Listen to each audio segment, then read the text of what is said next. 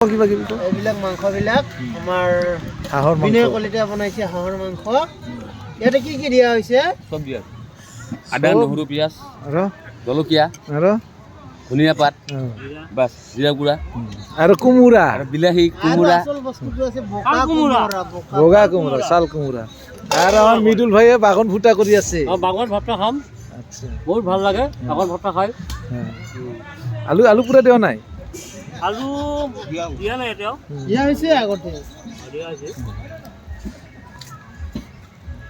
এই যে আমাৰ কীৰ্তন পাতিয়ে খাং খাং বুলি বহি আছে কিন্তু খাবা এতিয়াও হোৱা নাই তাৰমানে।